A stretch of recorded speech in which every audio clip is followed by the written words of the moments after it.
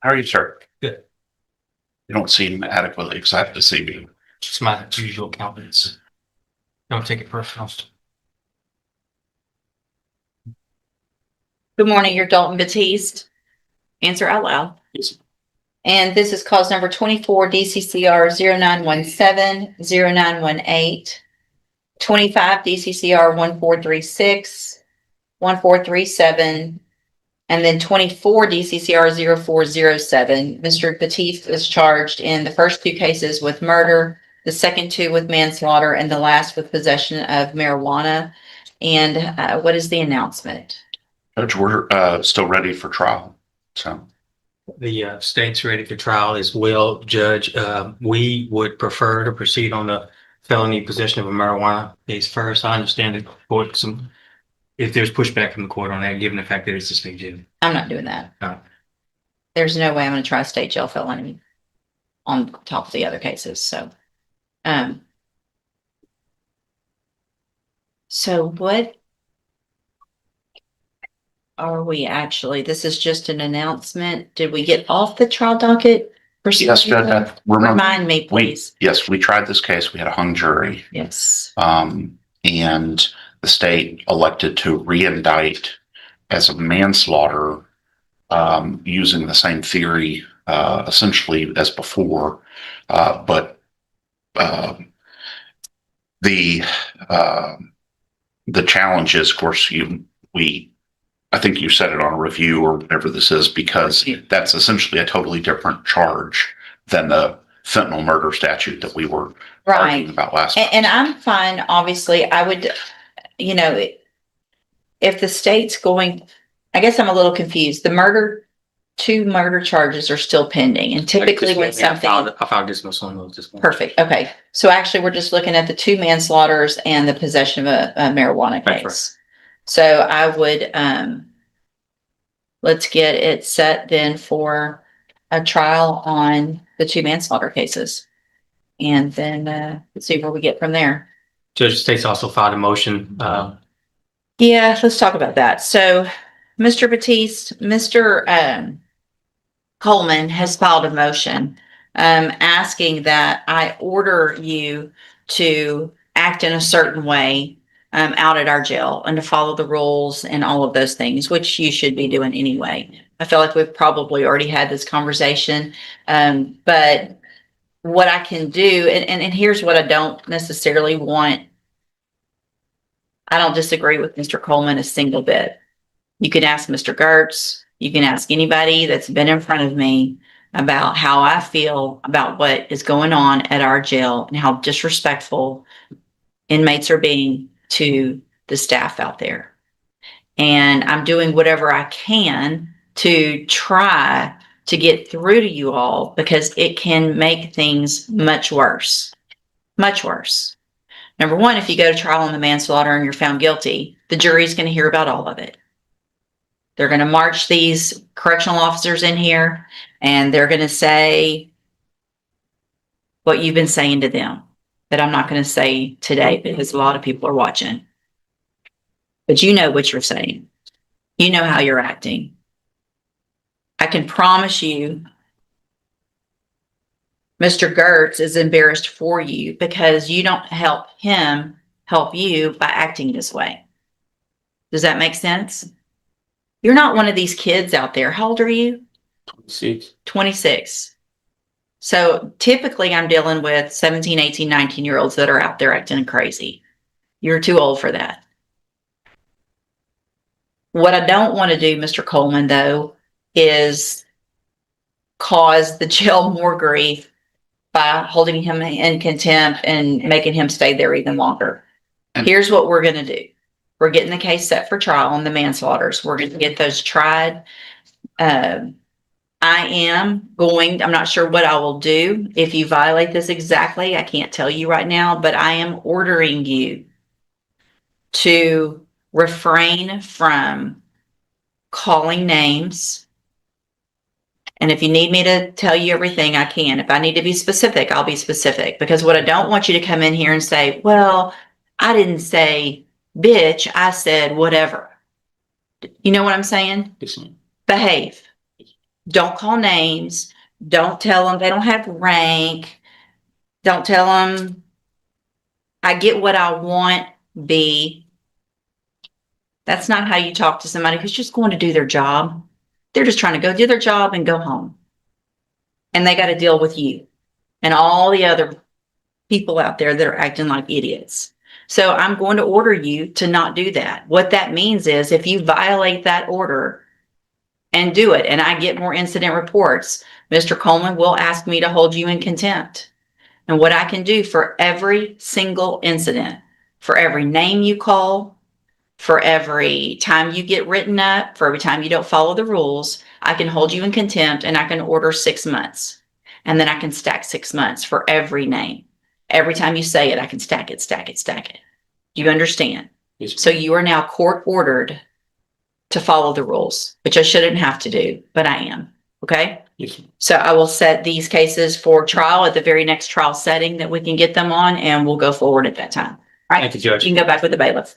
It's another one, she was ordered to go to ISF, got into a fight, Got kicked out. got kicked out.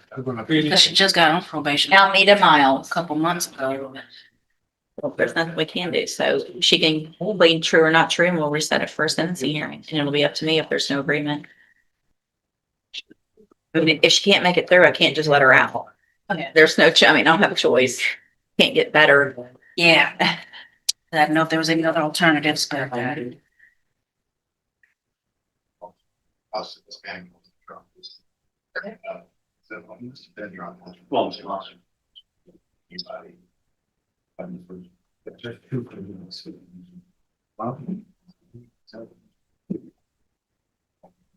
Ma'am, are you Almeida Miles? And Ms. Miles, the best you can, raise your right hand, please, ma'am. Do you swear or affirm the testimony you're going to give in this hearing will be the truth, the whole truth, and nothing but the truth? All right, you can put your hand down. And Ms. Holmes, will your client waive the formal reading of the motion? yes, Sharon. Ms. Miles, in cause number 24, DCCR 2330, I have a motion to revoke your unadjudicated probation. It shows that you were placed on probation September 16th of 2025 for the offense of tampering, fabricating with physical evidence, a 3rd-degree felony, and that was a 10-year deferred probation. Is that correct? The motion alleges you violated your probation. Count 1 alleges that you failed to. Some of them are kind of redundant. Okay, well, Those let's. counts. We'll start with this one, then we'll see. So count 1 alleges that you failed to avoid injurious or vicious habits, in that you physically assaulted another offender in the B3 pod on or about the 6th day of November 2025 at the Henley unit, which is the ISF unit. Is that true or not true? True.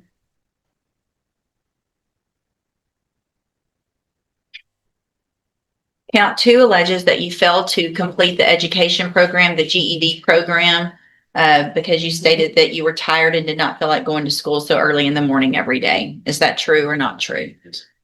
True or not true? Sounds ridiculous when you hear it read back to you, doesn't it? Count 3 alleges that you failed to enter and successfully complete the ISF program, and that you were removed based on behavioral issues. Is that true or not true? True. Count 4, well, it's different. Count 4 alleges that you failed to comply with all of the directions of the ISF program and that you engaged in sexual misconduct while participating at the Henley unit ISF. Is that true or not true? And then count 5 alleges that you failed to comply with all of the directives of the ISF program and that you were walking around in the quote living area of the dorm during count time against the rules. And that's also at the Henley unit. Is that true or not true? That one's not true. So did you enter your pleas of true to counts 1 through 4 freely and voluntarily? And did you plead true to those counts because they're actually true? Yes. All right, then I'm going to find that you entered your pleas of true to counts 1 through 4 freely and voluntarily. Find those counts true, find sufficient evidence to find you guilty and revoke your probation. What I would like to do, I'm going to reset it. I don't know that I need, because she really hasn't been out, a full update, but I would like as much information as we can get from ISF. So if they have reports that you guys can get, your hands on so that I can read more about what went on there, that will help me, I think, with sentencing. Anything that you think is important for me to know, get Ms. Holmes will be out there to visit with you, tell her all of that. She'll present it to me on your behalf when we come back for sentencing, and then I'll decide what to do. Yes. All right, you can go back with the bailiff. Oh, wait, come back for a second. So, Miss Miles, I do want to make sure you understand, obviously, it's important how you behave when you're in custody. And so anything that happens between now and when you come back for sentencing in our jail is only going to make things worse. So my suggestion is you better get out there, you better lay low, and you better follow all of the rules, because anything that I might be thinking about doing is going to go up in years if you're out there misbehaving. Okay, go back with the bailiff. Good morning, sir. Are you Eric Awara? And will your client waive the formal reading of the indictment? Yes, Your Honor.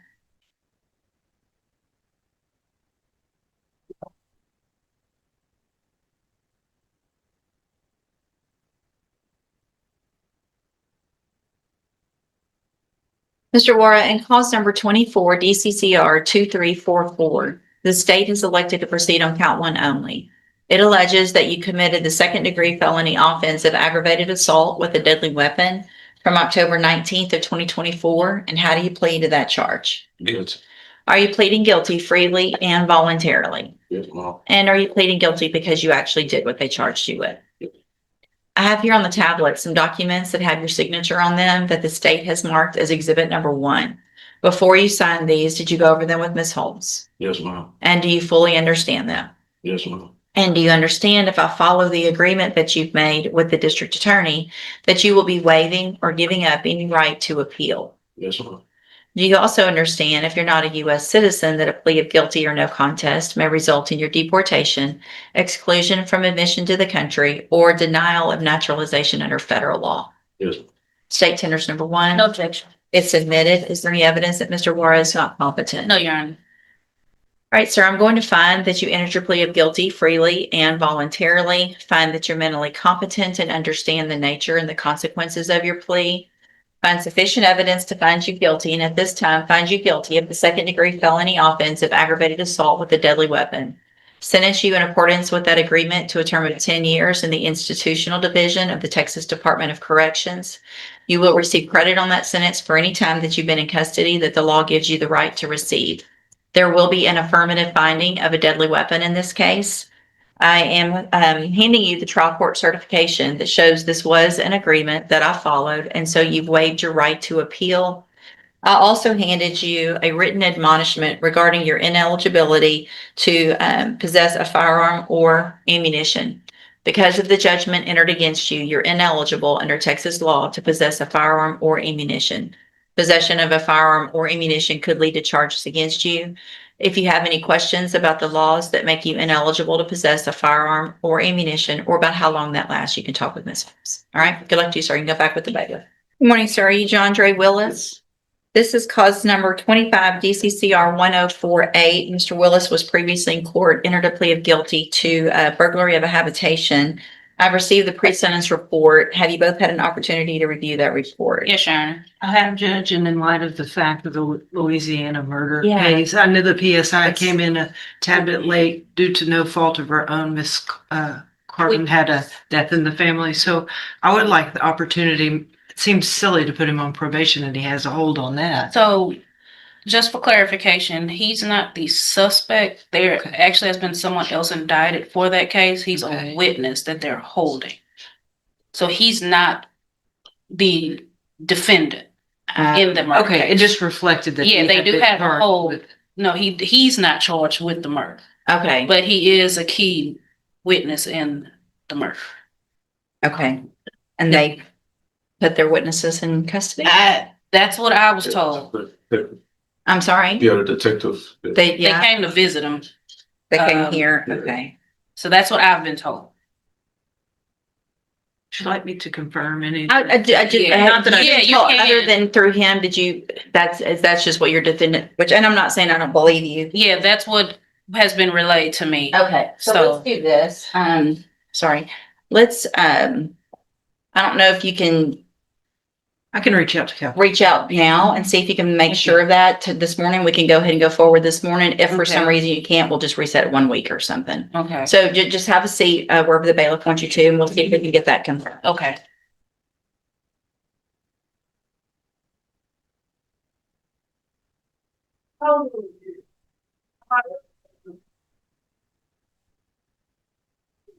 Good morning. Are you Derek Butler? Yes, ma'am.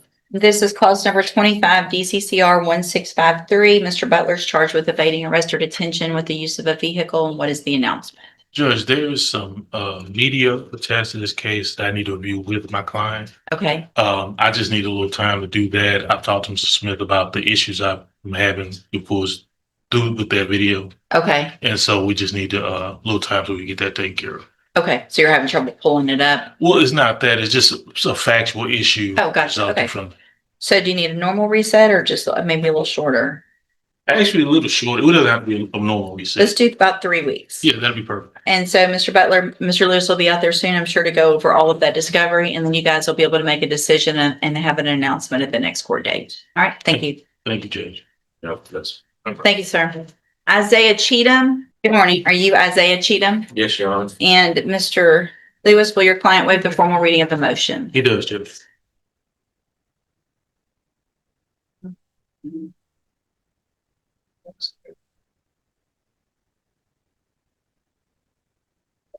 Mr. Cheatham, in clause number 22-40220, I have a motion to revoke your unadjudicated probation.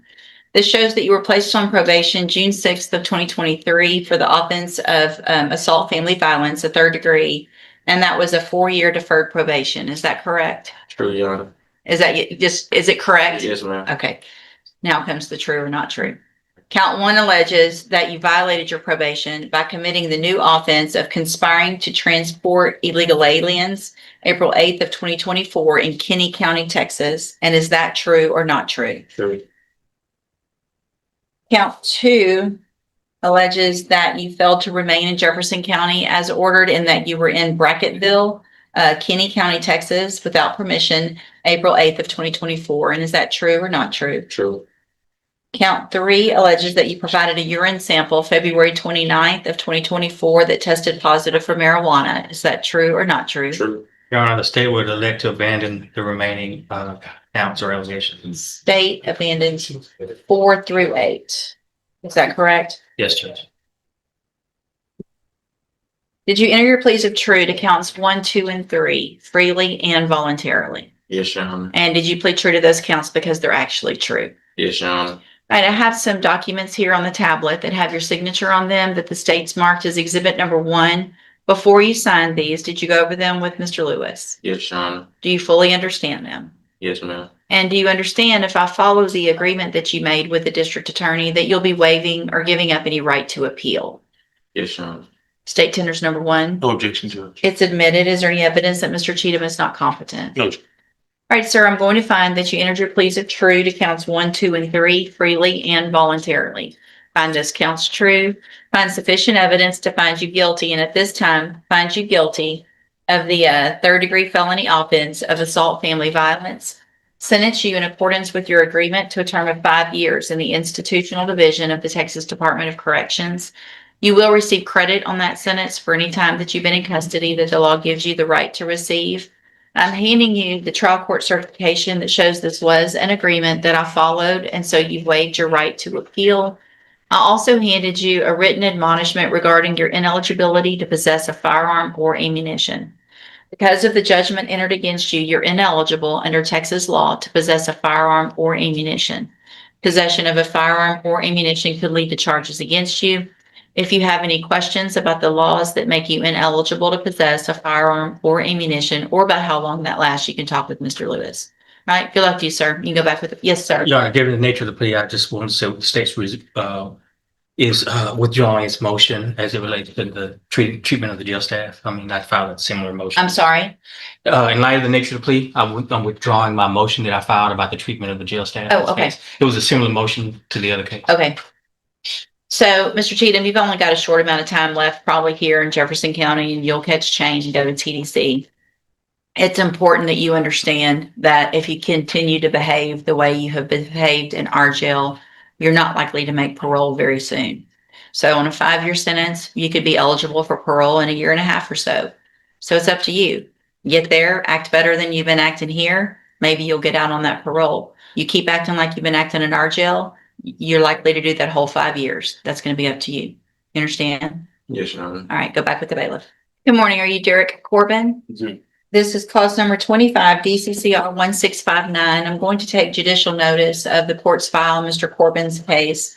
Mr. Corbin was evaluated for competency to stand trial by Dr. Rapon, received that report dated January 20th of 2026. And the finding in his report is that Mr. Corbin is currently competent to stand trial. Is there any other evidence with regard to competency, Mr. Lewis? Not from the bench. Mr. Nichols? No, Your Honor. Then at this time, based on that report, I will find that Mr. Corbin is competent to stand trial. He is charged with the offense of robbery. And Mr. Lewis, what is the investment? Judge, since we've gotten the evaluation back, Judge, I've been able to start one talk to Mr. Corbin, look at all the files. There is still some mental health issues that we're dealing with. I've gotten some records from his family that's come in here recently that I'm going through basic mitigating circumstances. But I do want an opportunity to talk about those with Mr. Nichols before. I'll just do a normal reset on Mr. Corbin's case. Mr. Corbin, I'm going to reset your case for about 3 or 4 weeks. Mr. Lewis will go through everything that your family's provided, talk with Mr. Nichols about that, and I'm sure he'll be out to visit with you about what your options are at that point, okay? You can go back with the bailiff. The Caleb Jubert. Good morning. Are you Caleb Jubert? Smile. And Mr. Lewis, will your client waive a formal reading of the indictment in each case? He does. Mr. Jubert, in cause number 25, DCCR 1130, you're charged with the state jail felony offense of unauthorized use of a vehicle from July 3rd of 2025. And how do you plead to that charge? Good. Are you pleading guilty freely and voluntarily? Yes. And are you pleading guilty because you actually did what they charged you with? No.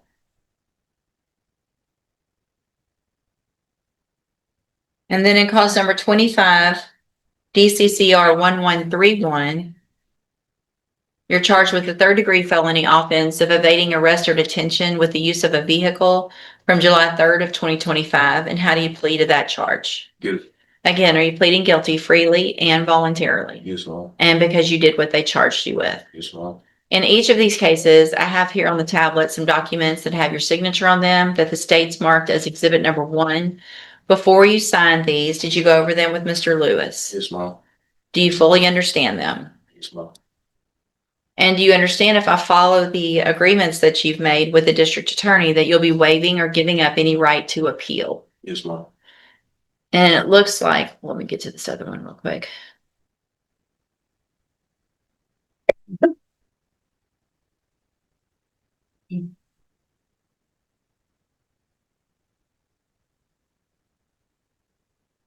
So it looks like the agreement that you've reached in each of your cases is for a 5-year deferred probation in each case. It looks like there would be a $500 fine in the unauthorized use of a motor vehicle and a $300 fine in the evading arrest or detention with the use of a vehicle. You would be required to enter and successfully complete the cognitive track of the ISF program, in addition to being on the specialized mental health caseload. Is that your understanding of your agreement? Yes, ma'am.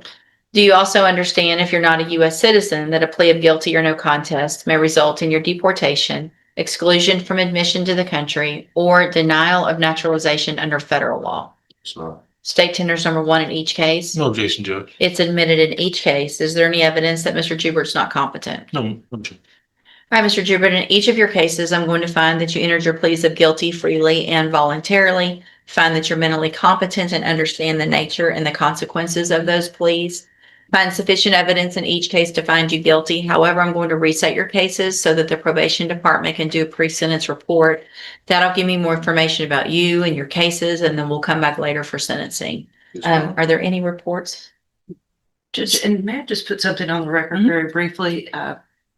Mr. Lewis and I think are very much on the same page that we don't want this young man, hopefully, to have a felony conviction at his very young age. Maybe try to get him on the right track with ISF. It's my understanding he's kind of expressed some hesitancy with being on probation and may have wanted to just do time. So I would just ask him to think about it while they're doing that PSI. If he really didn't want to go this direction, we can discuss an alternative offer. I don't want him to take another young man's spot in those programs, but I really hope that he wants to avail himself of not being a convicted felon.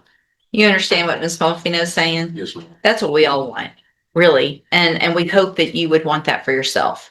Is because if you just take a deal and get some time and go do your time and get out, maybe easier, may not, but in the short time, it's maybe easier. But in the long run, for the rest of your life, you're going to regret that because you're going to be a convicted felon. And that changes your life so negatively in so many ways. You can't live certain places. You for sure can't get lots of jobs you can't get and things like that. So, you got some time where the probation will come out and talk to you. Think about that. It looks like you're doing well in jail. There's no incident reports. I've been telling everybody I'm fussing at half the people today, but I appreciate that you're behaving and following the rules. Continue doing that. What that shows me is that you have it in you to be very successful on probation. You just kind of got to get in the right lane and go the right direction. All right. So we'll see you back at sentencing. Thank you, Judge. Thank you, Ms. Martino. I need a comment. We need him for a. One Good morning. Are you D. Antonio Riggs? Yes, ma'am. This is 25 DCCR 0975. I am going to take judicial notice of the court's file, Mr. Riggs' case. Mr. Riggs was evaluated by Dr. Hamza for competency to stand trial. I received that report dated, let me get to it. The examination date of January 27th of 2026. The finding in his report is that Mr. Riggs is currently competent to stand trial. Is there any other evidence with regard to competency? No, Judge, nothing to finish. No, Your Honor. Then at this time, based on that report, I am going to find that Mr. Riggs is competent to stand trial. Are you ready for an announcement or do you need some time on that? A little, Judge. Okay. I'll just do a normal reset. If something happens and you want to move it up, just let us know. Okay. Mr. Riggs, Mr. Lewis will be out there to visit with you about your case and what your options are, and we'll get an announcement at that next court date. All right.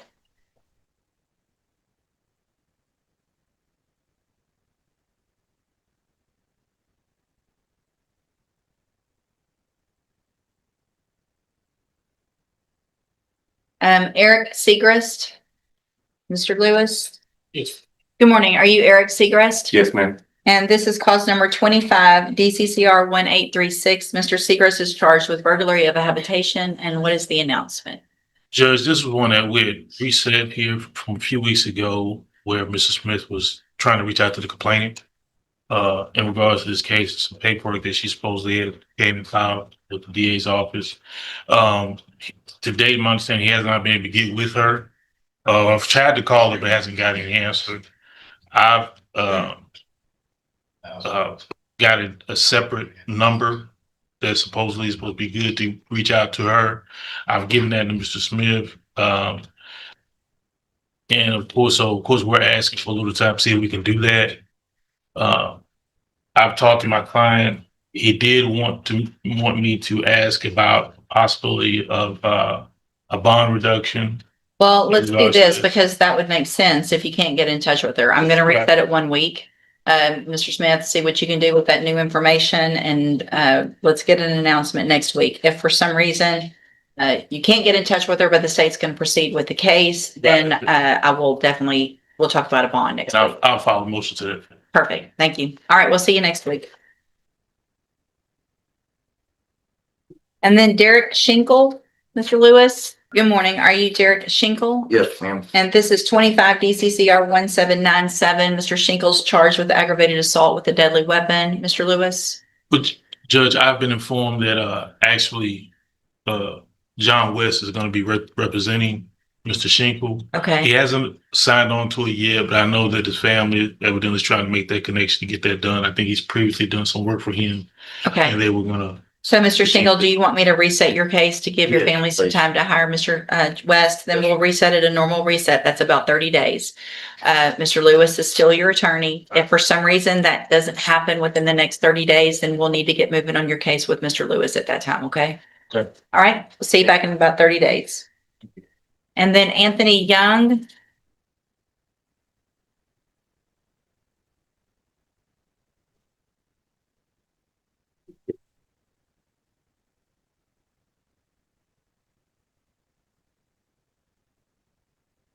Good morning. Are you Anthony Young? This is 24 DCCR 2005. I've got a motion to revoke probation on Mr. Young's case. What is the announcement? Judge, he's here. He's gonna, please to the motion. We're gonna come to the court. Okay, so there's no agreement, no paperwork. Mr. Young, best you can, raise your right hand, please. Do you swear or affirm the testimony you're going to give in this hearing will be the truth, the whole truth, and nothing but the truth? All right, you can put your hand down. And will he waive the formal reading of the motion? He does, Judge.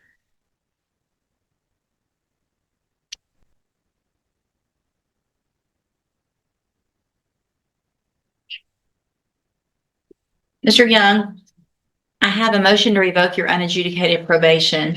This shows that you were placed on probation January 14th of 2025 for the state jail felony offense of theft of a firearm. And that was a 5-year deferred probation. Is that correct?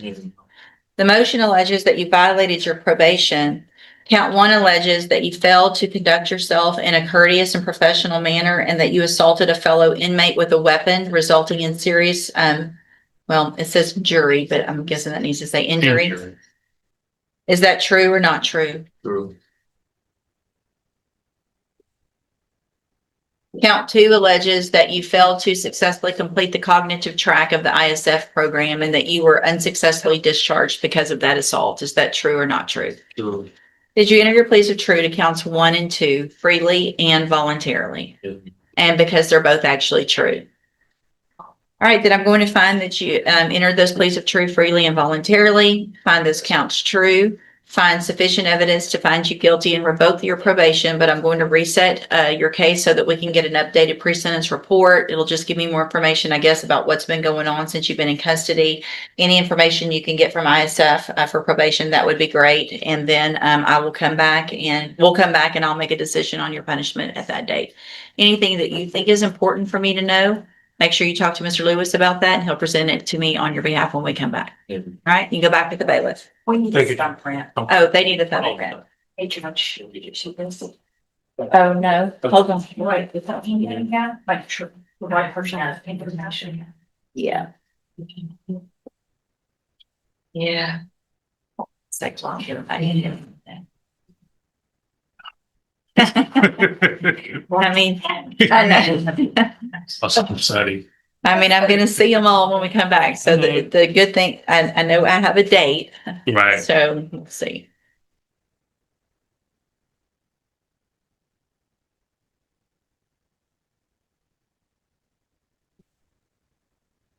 Mr. Young, come back in front of me for a second. So I don't know if you guys are talking in the back or if anybody's been talking at the jail about my frustration with how inmates are acting and treating the correctional officers and misbehaving. Been hearing about that out there a little bit? So if you've been hearing that out there, then why would you still be acting like you were acting? Do you not think I'm going to know?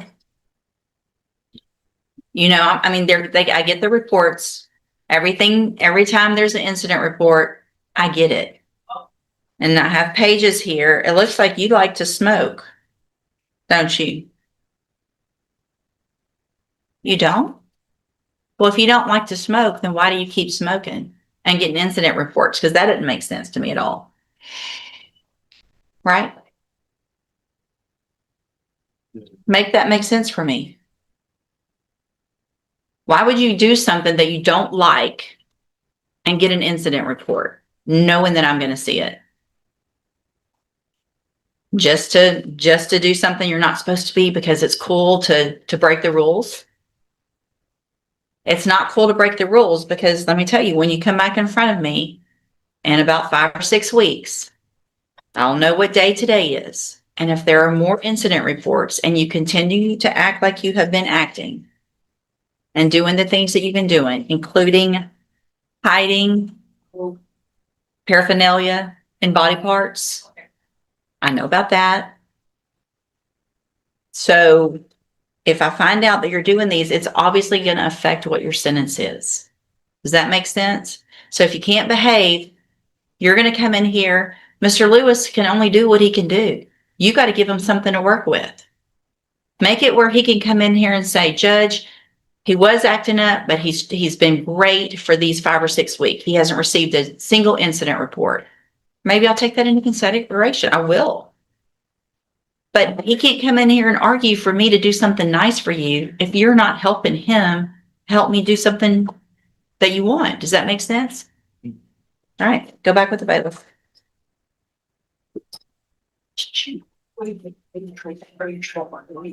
What? All right, you're Veronica Randall, Yes, you are. and this is cause numbers 25 DCCR 0247 1686. Okay, just those two, and they're theft of property with previous convictions. Mr. Vasquez, what is the announcement? Looks like we had a plea. There was a sentencing date where Ms. Randall did not show up. I forfeited her bonds, and so we're here.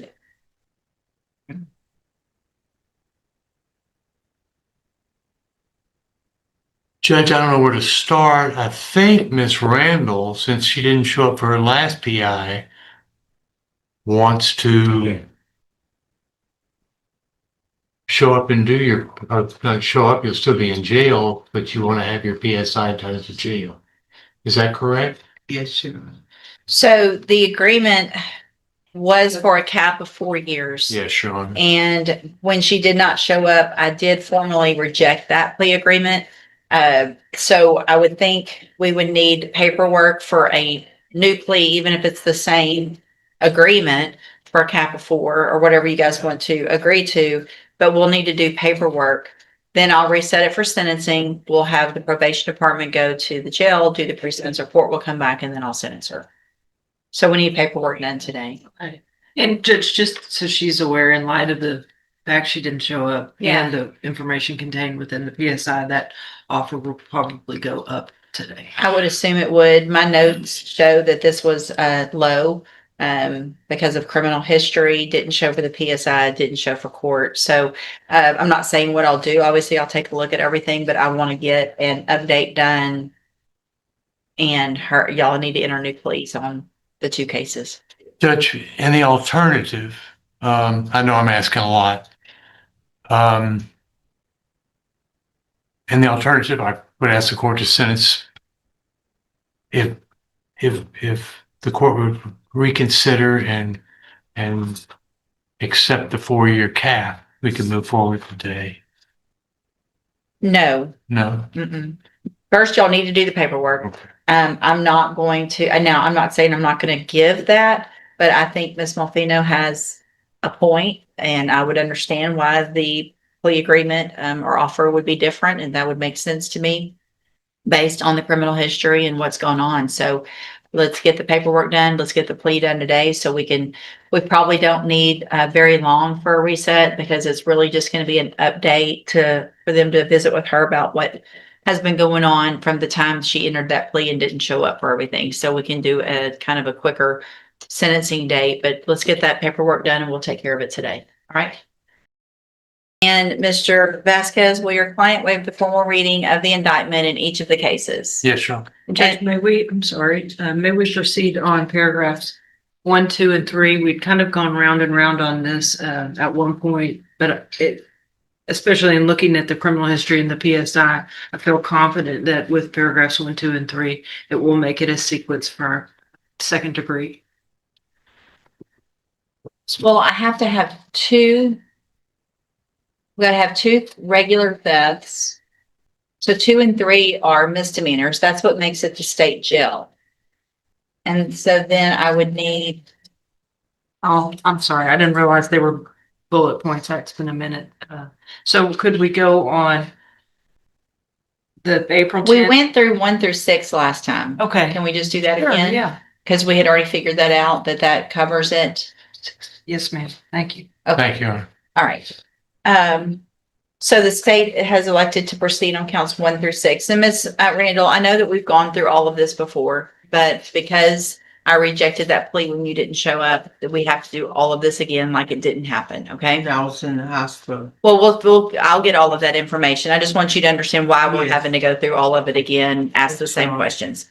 And so she will, waive the formal reading of the indictment in each case, correct? So in cause number 25 DCCR 0246, you're charged with the state jail felony offense of theft of property with previous convictions from November 21st of 2024.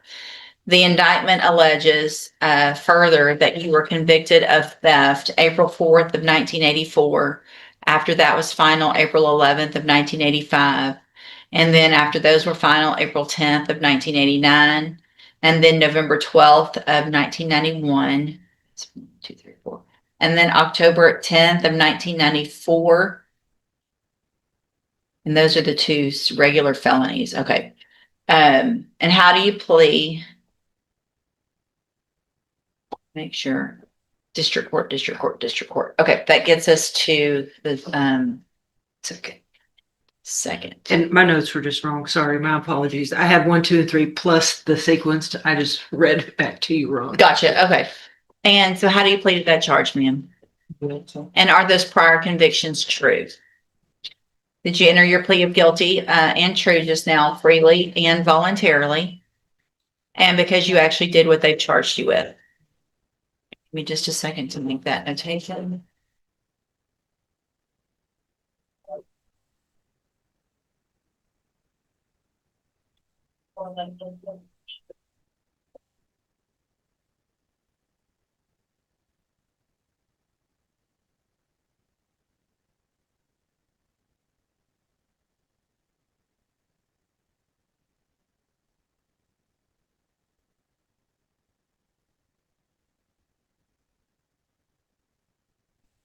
It'll take just a second for me to get this pulled up right also.